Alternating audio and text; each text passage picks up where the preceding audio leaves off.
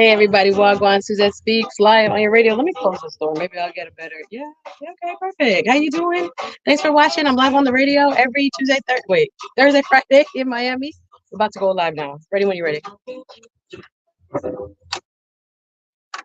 Hey everybody. Hey everybody. Good afternoon to one and all. Welcome to Suzette Speaks live on your radio show.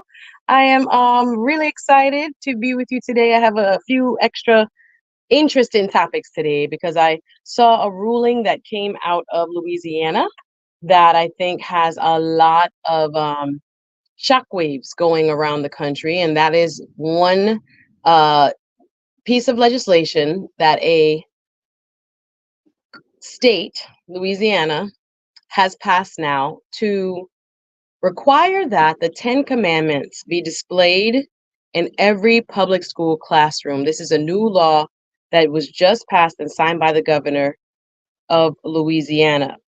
So, Louisiana public schools are now required to display the Ten Commandments in all classrooms after Republican Governor Jeff Landry signed the requirement into law.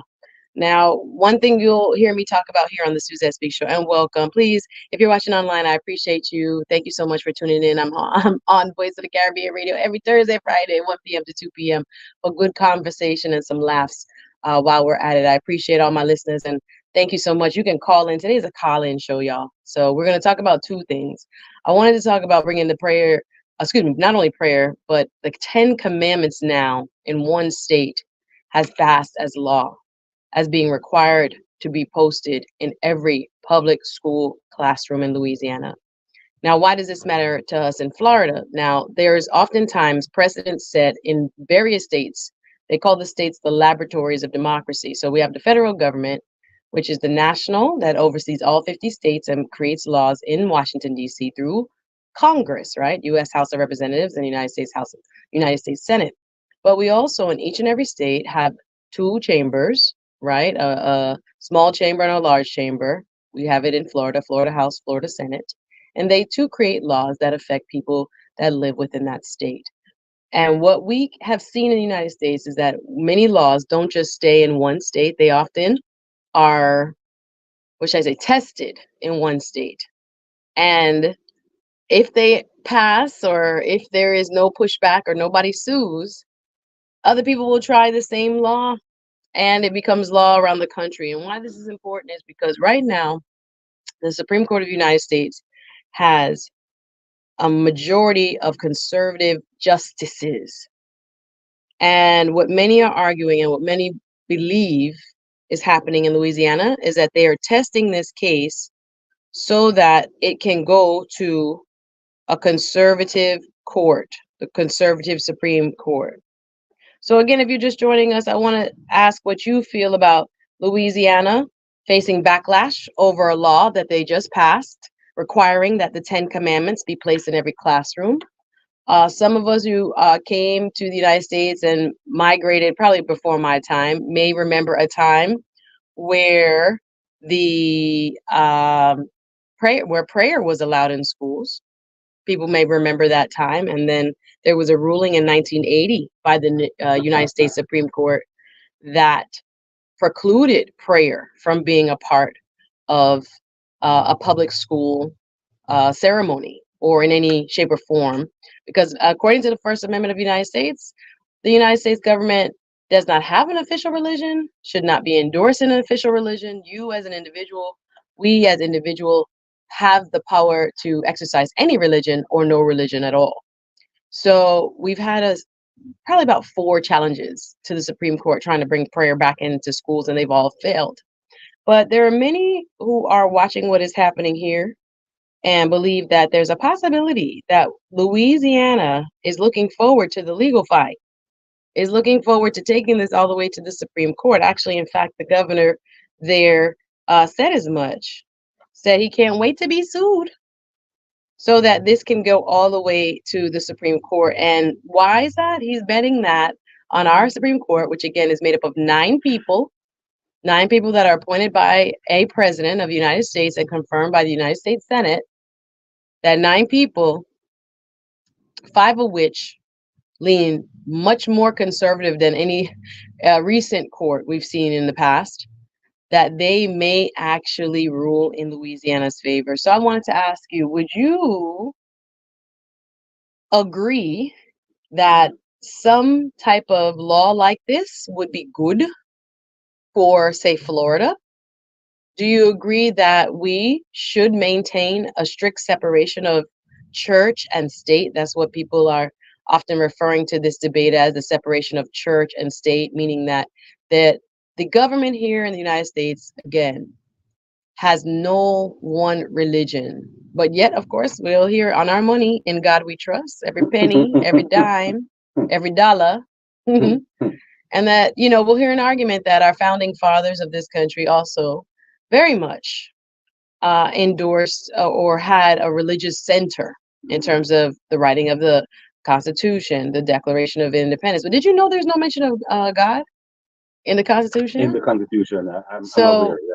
there are people who will argue that the core beliefs of this country are Judeo-Christian, and therefore we shouldn't, in our attempt to not establish one singular religion, ignore people's private right. Now, for example, there was a case just last year where a coach, I believe it was in Washington State, a football coach or American football coach, had uh, been sued or was about to be fired for praying after football games in the center of the field at the 50-yard line. He said it was his right, his individual right and religious freedom to kneel as voluntary as he put it with his players at the 50-yard line and pray. Now, there were people at his school board that were very upset and were very afraid that he might be sued and might actually, bring legal woes to that school board. But do you know that he won at the Supreme Court? Now, there are parents that were livid, upset, and didn't believe that their children's rights were being respected in that same moment. You're telling me that the adult, the teacher, the coach, has the right to exercise his religious beliefs. They said that it wasn't representative of the entire school district and the school board, which was the argument. Is he, as an official capacity, is he representing the school in his official capacity? And he said, no, it was after the game. The game was over. And he chose and voluntarily went to kneel in the middle of the field. And there were people that said that students who had no religious beliefs felt compelled to be there with him in the middle of the field. However, the Supreme Court said that he was within his religious right to do that. So, being that there have been, and there are other cases I could bring up that have shown us that this Supreme Court, I'm not sure what they're going to do, y'all. It seems like they're in a posture, and the number here is 850-446-0562, 850-446-0562. They're in a posture of throwing precedents, cases who have been decided. Remember, prayer came out of schools officially 1980. So much years that? 40, 50? No, 40 years, 40 plus. But we said the same thing about Roe v. Wade. Now, Roe v. Wade was more of an implicit privacy right, the right to elective termination of pregnancy. But instead, now we see, again, a test, a law that has been created that would force public schools to include the 10 Commandments in their classroom. So we're going to talk about that. You can call me and give me your opinion, 850-446-0562, 850-446-0562. I also wanted to talk about Juneteenth, y'all. I miss Juneteenth because my show is on Thursdays and Fridays, so I miss Juneteenth. So I wanted to ask you if you actually celebrate Juneteenth. First and foremost, did you guys actually celebrate Juneteenth? That's my first question. My second question is, should we be celebrating Juneteenth? Now, it just, it's pretty new now. It's pretty new. We got Joe Biden, who made it an official holiday. Is it the third year? Is it second year? Is it second year? Feel like it's third year. Is it third year? All right, let me get. That was first year, I think. He made it. So it would be year 3. So let me Google hold this Juneteenth so I can get people good information. But there are people who argue And I wanted my listeners to answer this for me. Do you celebrate it in a festive way? Are you barbecuing? I heard fireworks last night riding through certain parts of town. I said, "Oh, we celebrating like July 4th for real, like how it was." I think for centuries gone by, there were African Americans in different parts of the country that celebrated Juneteenth like outwardly as an unofficial holiday, whether it was in church services, whether it was in parades. But now that we celebrate Juneteenth officially, uh, it seems as if, there are people who might debate whether it has a positive connotation for the community or not. Let me explain to you. I was listening to a commentator, and actually after our break, I'm gonna give you a little clip of him. Just talk about how he feels. And, this is just one person because I've seen people post. I posted a lot last year. I didn't post this year. First of all, fell in the middle of the week.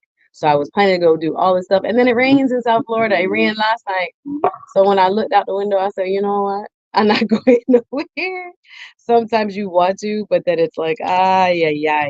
Weather stop people in South Florida. Not all the time, but for me anyway. So I thought to myself, nope, not happening, not happening, not happening. So I heard this gentleman commenting that, a holiday that commemorates slavery is a holiday that commemorates trauma. And the emphasis on Black people having been slaves is not healthy to neither our psyche nor I guess, the general public's psyche in terms of how they relate to the history of Black people. His argument was based, and I'll play it for you after the break, that his argument was based on the idea that he would rather, instead of a holiday, which again in his mind he called it a bait and switch, that no, you are putting together something where it's an economic driver, really. You have a quote unquote celebration called Juneteenth. You want us to spend money on food, on decor, on concerts. Like it's another July 4th, basically. And we know that Black people are an economic powerhouse in this country. We spend a lot of money. We spend. And here now, according to this commentator, was another excuse for us to spend. And are we really gaining anything out of it? He said, and I'm paraphrasing, and I'll play it. It was Tony Gaskins. He's a preacher. I think he's out of Florida. He does a lot of videos about marriage and family life and becoming a better person so that you're ready for your spouse. But he also will offer some social commentary every now and then. So Mr. Gaskins came through and was saying that I would rather reparations. Don't give me a holiday. Run me a check. But take something off my property tax. Take something off of my, my income tax. Give me a deduction. Send me to school for free because he said most oppressed peoples or people who have had state-sanctioned oppression in the United States have received some degree of reparations. Now, the argument is, and you can call me 850-446-0562, 850-446-0562, and let me know if you believe in reparations for African American people. But do you think Juneteenth is enough, so to speak?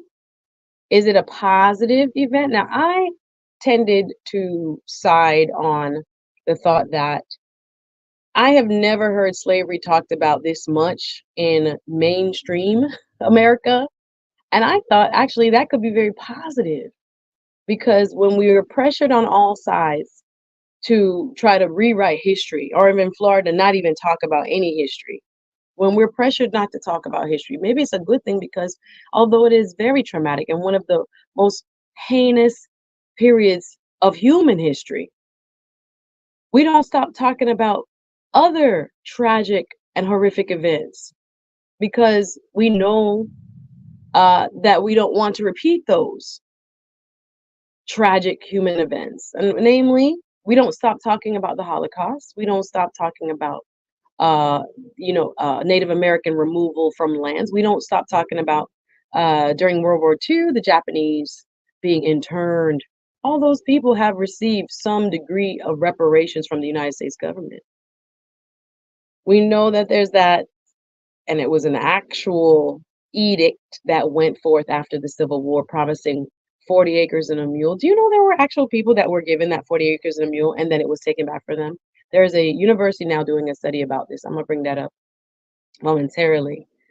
But the Juneteenth celebration, I think for me, last year, namely, it was just so exciting for me to see a celebration of Black history and Black culture from the positive lens, thinking about how much we've endured and yet still we stand, thinking about our resilience, thinking about the unsung heroes that we finally get a chance to talk about outside of Black History Month. We know Black History Month is on fire. You know, you're going to hear all the Black history facts. But the fact that it was outside of February and we were talking about Black people's impact on this great nation, it made me feel very proud. And I'm grateful that it created a space to talk about Black people's, struggle and then eventual emancipation. But there are people who feel like it's limited in a sense, it's limiting in a sense, where it is confining us to being defined by our most tragic moment as opposed to our most triumphant. There are people that want, yes, humble line coming through, come through with your something. I'm thoughts. just, I'm really itching here, Please. because something, and I'm gonna write on what you just said. The fact that you know, what are we really celebrating? Let me get straight to the point here. Emancipate yourselves from mental slavery. None but ourselves can We free are our minds, minds. absolutely. Now, check this out. That's a quote from Marcus Garvey for those who are not aware, right? But the point I'm really getting at, really and truly, is that it's a very obvious thing that, we have been physically free, Right. and we're celebrating that with the Juneteenth and stuff like that. And I have many other things I could say on that, but I won't go there. But I'm just saying that we are physically free. But I believe that these kinds of celebrations, the way they are being done, Mm. they are more helping to keep us into mental slavery. Mm. We have to realize that, as Marcus Garvey said, man, know thyself. Now that the physical chains have been released, stop regurgitating. Did I say the word correctly? Yeah. Regurgitating those Yes. kinds of things and bringing up the same thing that's going to make you vomit. Nothing is wrong to learn your history, study your history. It impacted me deeply when I was growing up. Yeah. But I don't keep on that part. I keep looking at the part now to see what can I do to emancipate myself. And I'll say one more thing just before. Yeah. Um, you know, Black History Month, I get annoyed. Juneteenth, I get annoyed. Mm. Why? Because I'm black every day. Yeah. Yeah. I was annoyed when the George Floyd situation was going on, and everybody Mm. and their grandmother was now saying that Jesus is black. The Mm. same people that when Rasta was saying Jesus is black all along, they did Allah. not want to hear it. Yeah. Yeah. The same people now that refuse blackness but around that George Floyd situation, because us black people are very emotional. Yeah. Right. And Right. the system, they know how Plays to on it. play on that. 100%. So everybody now was wearing a dashiki. Yeah. Yeah. Yeah. When the movie Wakanda came out, Yeah. everybody was now Yes. wearing a dashiki as well. Yes. Do you get where I'm going with Right. this? Right. Right. Right. So I'm trying to say to people, man, know thyself. Right. Emancipate yourselves from mental slavery. None but ourselves can free our mind. It's sad, Yeah. my sister, Yeah. that we have been physically free, Mm-hmm. but we are still so Mentally. mentally changed. 100%. 100%. That's my big, There's so that's my much thing on that. there. Yeah. There's so much that you just said where, again, it has become commercialized. So that's some people have said it has even cheapened our pain and our struggle because it seems like there are comments on social media, and I just looked it up. The first federal Juneteenth was 2021. So it's actually Okay. what, 4 years? One, two, three, four. When This did is he the come in? When did that come? that must have been his first Yeah, year. yeah, yeah. The Yeah, first year. Yeah, 2021. yeah. When he first came in. So now it's the fourth Juneteenth. Mm-hmm. Time flies. Mm-hmm. Mm-hmm. And people, just like they do with anything else, it becomes so commercial where you're feeling like, people are walking happy Juneteenth, non-black people telling you, and you're like, okay, so we really know the meaning together. Like, Mm-hmm. thank you for that greeting, thank you for that acknowledgement. But we want to know what your thoughts are now that we're 4 years in to the Juneteenth federal holiday. There are stores closed, there was offices closed, people couldn't go to bank at certain things. It's very interesting that there is what should it be doing and is it doing that? Right? What was the purpose of it? And do you think Juneteenth holiday is actually fulfilling that purpose? I'd love to hear your thoughts. Call me here at the studio. I'd love to hear you on the show, 850-446-0562. 850-446-0562. Get you right in touch. I also want to hear your thoughts on what is going on in some of the states around the country. Louisiana just passed, and the governor there signed their law that now mandates the Ten Commandments be placed in public school classrooms from kindergarten to university. Every single public school classroom in Louisiana now must display the Ten Commandments. That goes into effect. I think he signed it yesterday, and it goes into effect January. Now, what do you think about that possibly going up to the Supreme Court? Do you think this conservative Supreme Court will uphold it with the five justices that are much more conservative than the other four, or even six? I think it would be 6-3 actually. But what are your thoughts on that and the possibilities of a more conservative legal landscape across the country? Because let me tell you, folks, it can start in one state, but it never stopped there. Look at the termination of pregnancy issue and the woman's right to choose issue. Everybody thought that was settled law, and now they're saying it goes back to the states. And I was curious, and this is where my mind went. And I'll talk more about more after the break. Excuse me. I was curious because I thought to myself, if they could do that with abortion, there's no telling what they could do with religious freedom as well. So I want to hear your thoughts. 850-446-0562. 850-446-0562. Suzette Speaks on your radio. You can stick and stay, please. We'll be back. And make sure you tell a friend. It's 102.1 FM in Fort Lauderdale, 94.3 FM in Miami, 102.3 FM, North Miami, Hollywood, 99.7 Orlando, Winter Garden, Lake Mary, and 105.3 FM in Vero Beach, Port St. Lucie. I appreciate you being here. Much more Suzette Speaks show live right after this. Don't go nowhere.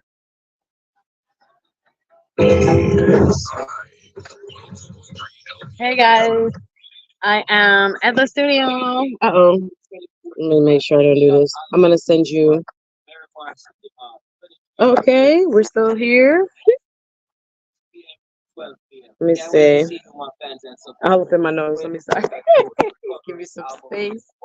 Let's go. Let's get it. The disability. Boom, bam, bam.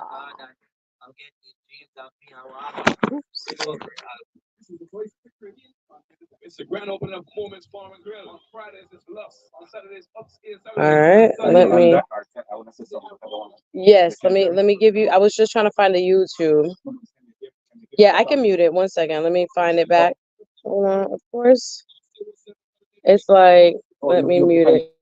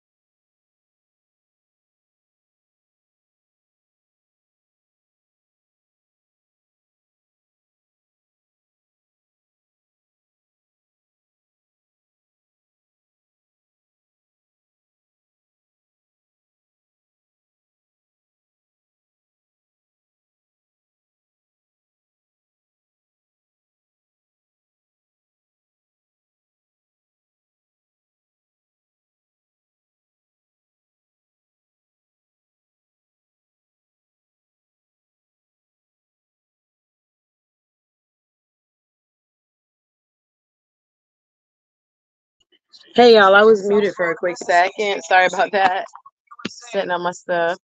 Hope you're having a great day. Change your life forever. Let me show you how to do exactly this in the next 90 seconds. First, Hey, Vondell. Good afternoon. Hope you're doing great. years ago, but I seen that the Nike store at the outlet today, the Nike store was closed for June 19th. So I didn't know what it was. I just heard about it. That's 40 seconds. Yeah, well, he said he went to Nike's store and he closed Okay, it. yeah. So probably about 3 minutes of it. Not a couple years ago. But I seen that the Nike store at the outlet today. He's married to a Jamaican lady. I can mention that. Couple of months ago. Someone's play. Well, what the pop on here, cause you know I heard about this here June 19th. Most soccer, this watching. All immigration matter: visa application, permanent residency, deportation. I like that they use that beat. Hmm? I like that they use that Oh, beat. 954-329-5586. Old School Thursday kicks off Inside the Captains this weekend with CD Banger and Mikey Mike. Inside the Captains this Thursday night is Old School Thursday. Music from the 60s, the 90s, and early 2000s. Old School Thursday, every Thursday, Inside the Captains Cafe. Look at that, 5712 North University Drive in Tamarack. Make sure the mic stays out of my face so I can talk to these people because I'm always looking up. And shout out to y'all watching on YouTube. Suzette Speaks Live on your radio. Coming right back. Give me a quick second. I'm going to set up both. Hopefully somebody calls. I'm hoping I get a call. I think you should introduce it. You can. Yeah. I mean, Yes. when I say you can, I know you can.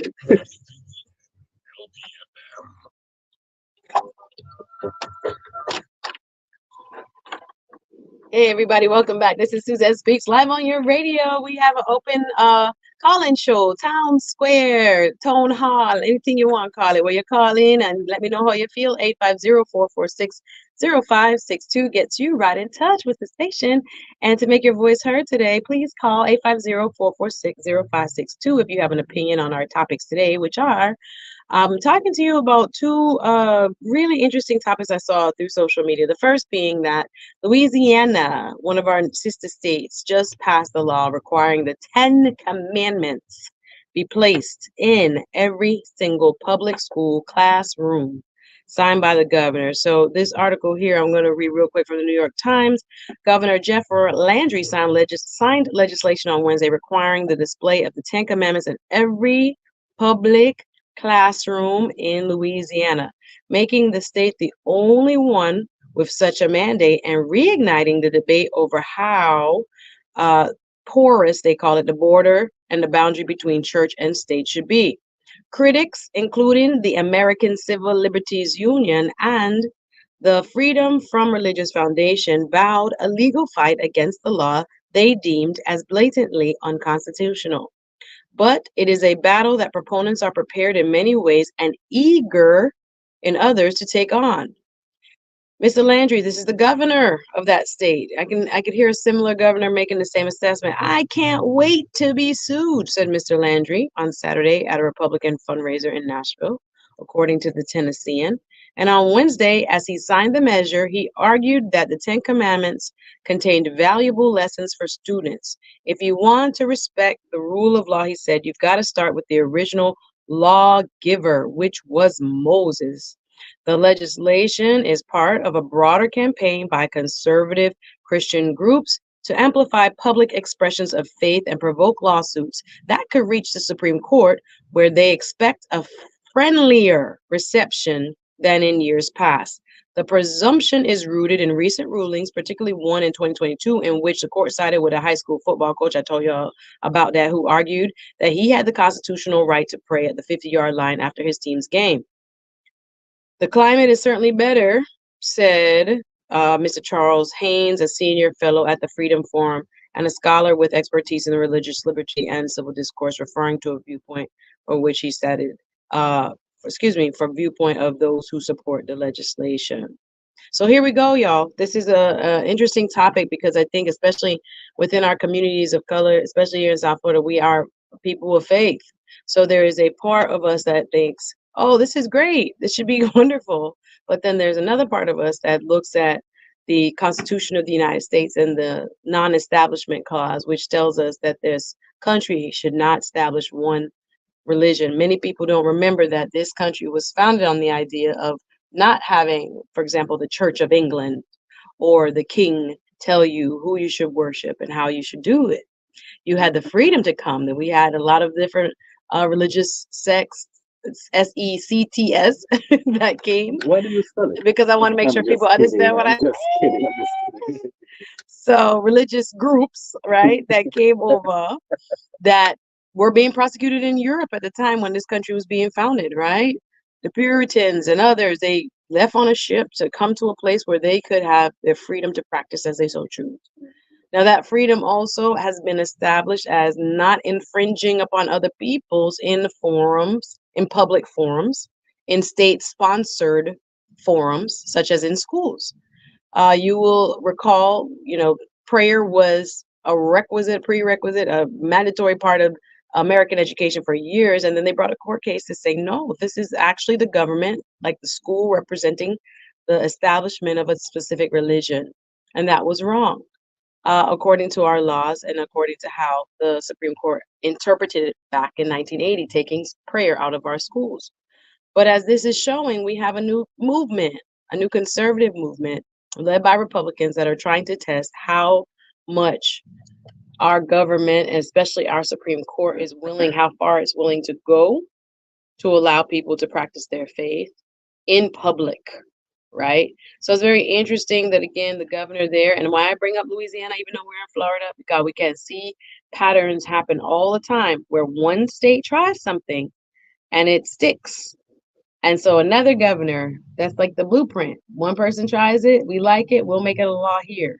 Okay, no one sued, we'll make it a law there. Okay, it's going up to the Supreme Court, we'll see what they do.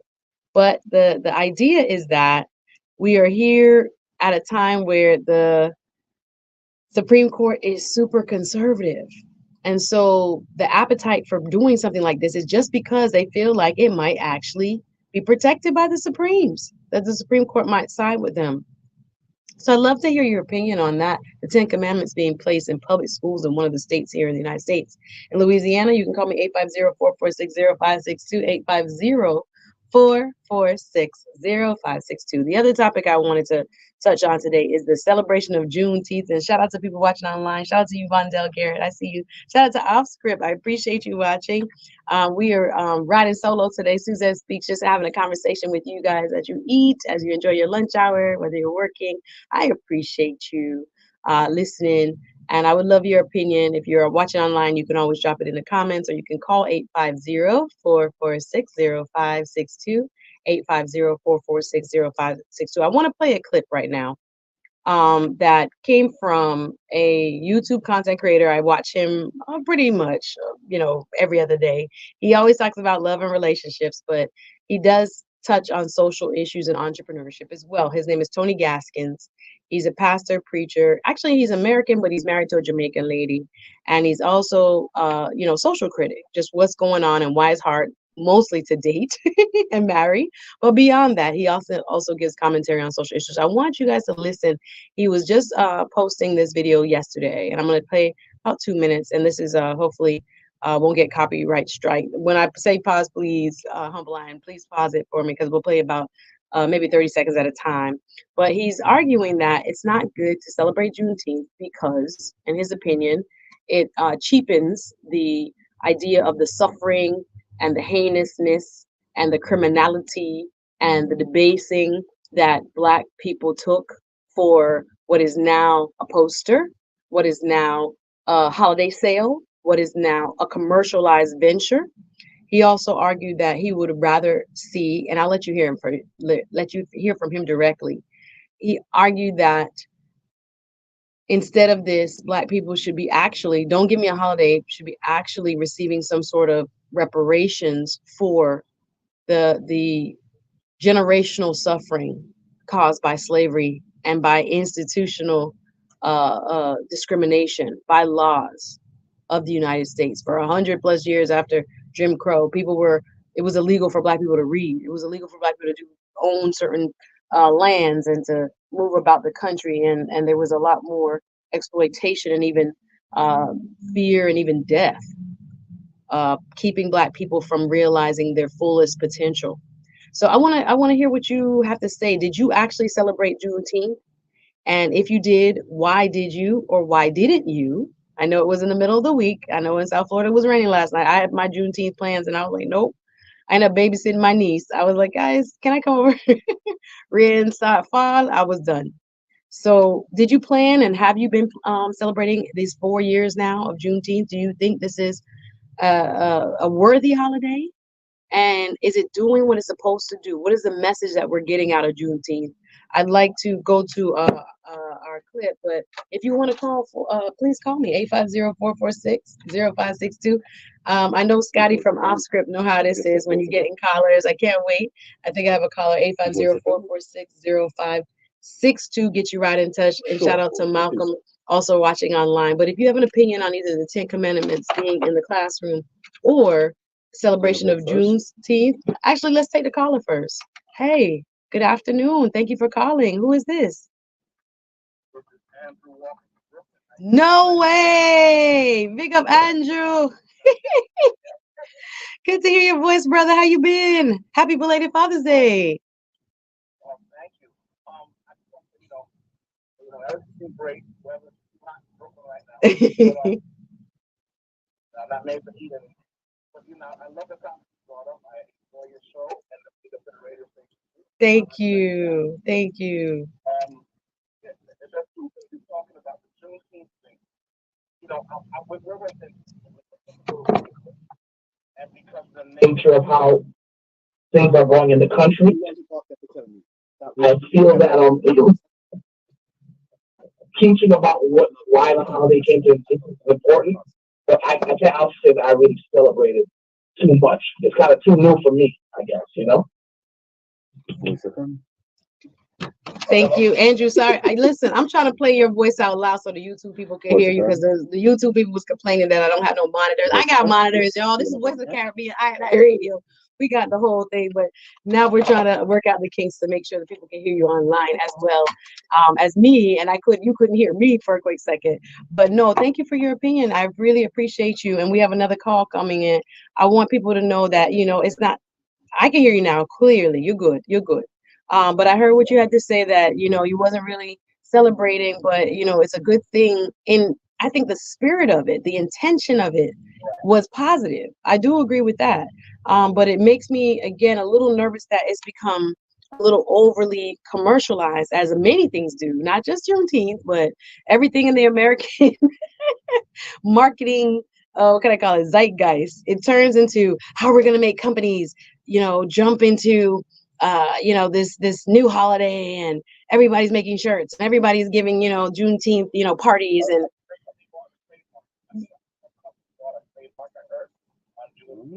somebody brought a trademark on Juneteenth. I hope it's black owned. I hope. No way. Branding. And then something so new, they're going to do that. And, and for the other topic with the churches, I want you. That irks me because there's supposed to be separation of church and state. That, and then the preamble to the Constitution. I think what we don't understand is supposed to be in there. Thank you, Andrew. Yes, so the separation of church and state is supposed to be settled law, but like I said, everything that's settled is no longer. We're living in a twilight zone with this Supreme Court. Not everything is settled the way it used to be. So I agree with you. We thought, there was already a ruling that stated that within public schools, there shouldn't be the promotion of one singular religion. If you choose, and you know what I've also seen, Andrew, and I'm going to take another caller. All right, Andrew, I will see you, sir. Thank you so much for your call. I appreciate you. Let me take the next caller. Good afternoon. What's your name? What's up, Suzette? Scotty. Scotty! Well, go on, Scotty. Go on. Tell me no. Listen, I'm glad when congratulations, you're doing things bad and doing it from all levels. But one thing with the team is this is everybody everybody has their own Independence Day, right? Like you got Cinco de Mayo, you got all these things, and they're celebrating. And I don't really see a big issue with it. The only thing that bothers me is this: when it comes to black people talking about reparations, is people try to poo-poo that. But if you bring up the Holocaust, like that's like, they act like that happened yesterday too. You know what I'm saying? But it's looked at completely different. Like how people, the Holocaust didn't even happen over here, but the way they be moving, you would think it happened in America. And I'm like, we don't get the same respect that we put this country. Mm, mm. It's little things like that that I'm like, how do people really look at the culture that we have in America? Because most of the inventions that are made in America were by slaves or black Americans. So I just don't understand how we get poo-pooed about having anything of our own or reparations or anything like that when we're so entwined with this country. Very good point, Scotty. Thank you so very much. I appreciate you calling, sir. And I always watch you. I don't always watch you live, but shout out to Off Script. You can follow him off script, OFF script on YouTube. He does an amazing sports show, live commentary as well. And I appreciate the love, brother. Thank you so much for calling in. Appreciate you. Thank you. All right.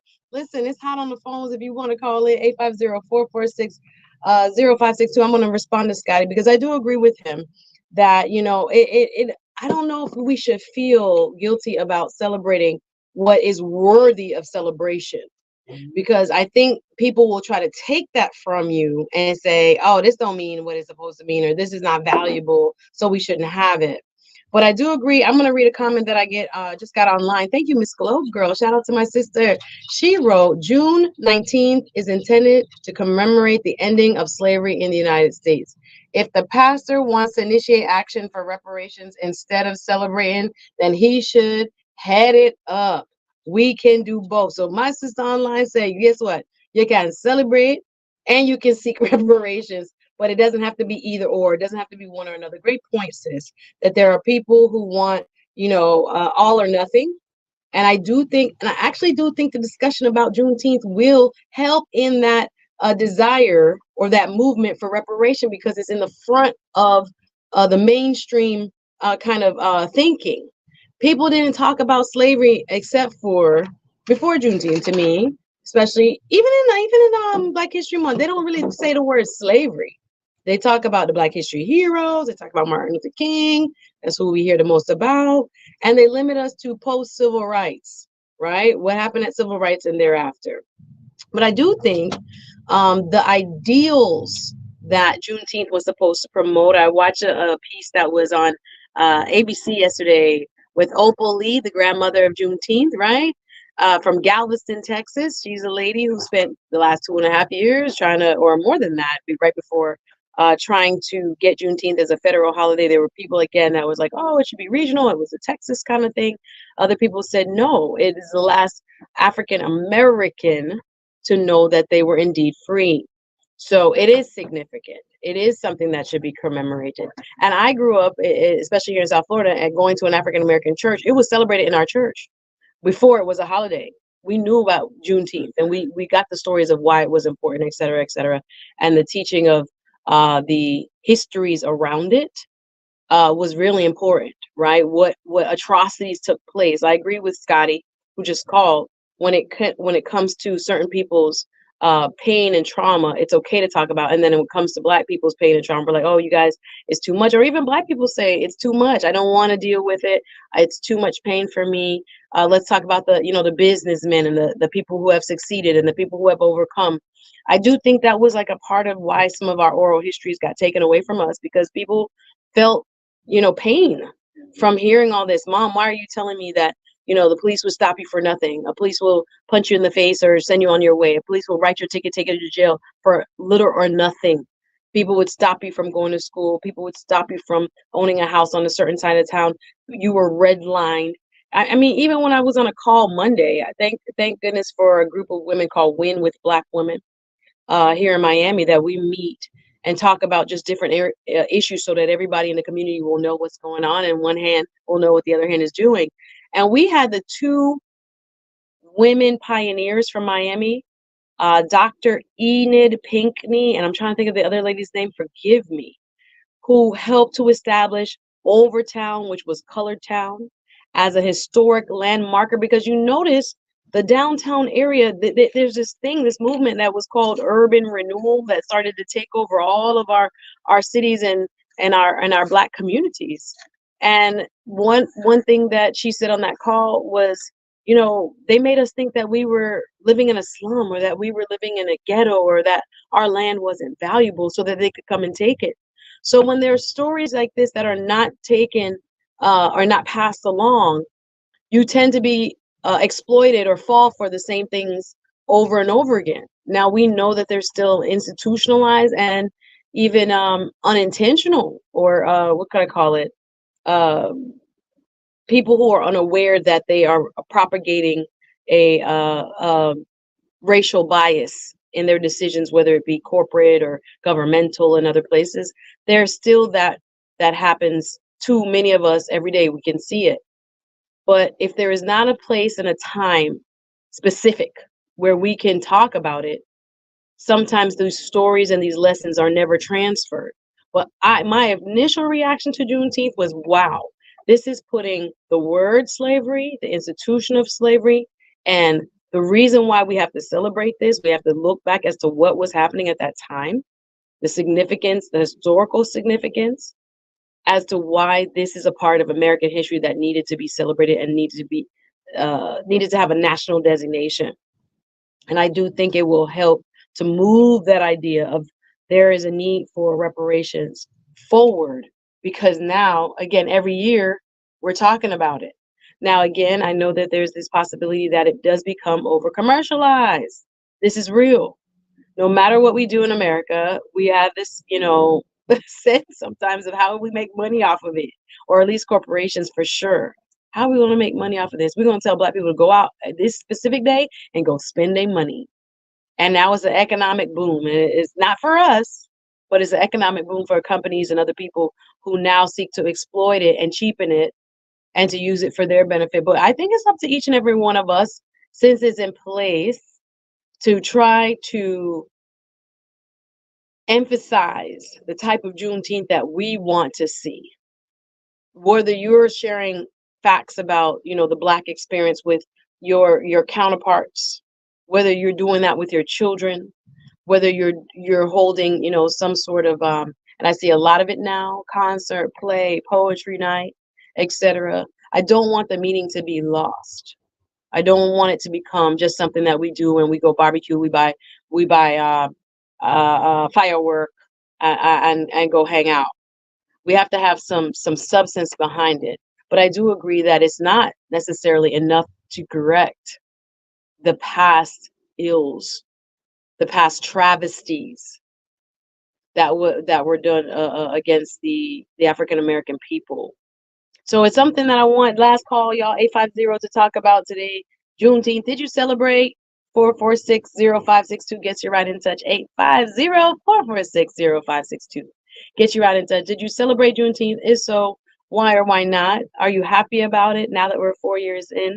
Do you think it's been effective in accomplishing, I guess, whatever goal that you think it was supposed to accomplish, or that the government, Mr. Biden and others, many people talked about the Juneteenth celebration that was out on the White House lawn. Can we have like 1 minute? Let's play a little bit of this clip. I was going to start with this clip, but we could play a little bit of this clip just to get a sense of a different perspective. Someone who said he's not celebrating it, he's not happy to be celebrating it.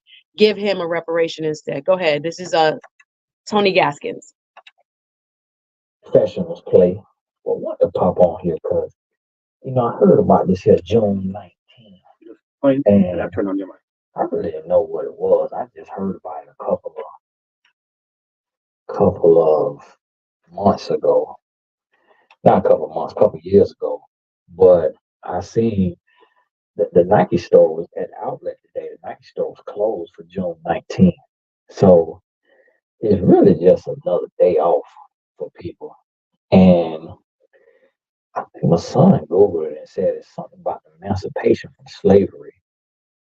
And I don't think that people really think about it when it's kind of like to have a holiday that celebrates the emancipation of slavery, in my opinion, minimizes slavery because this is something that was egregiously painful.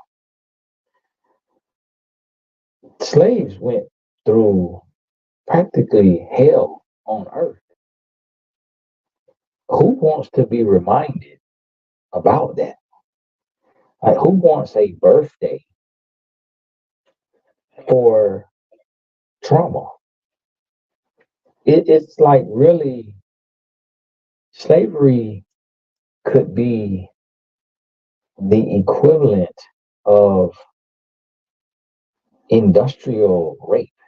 Like when you think about if an individual have been has been raped, and that happened in slavery as well.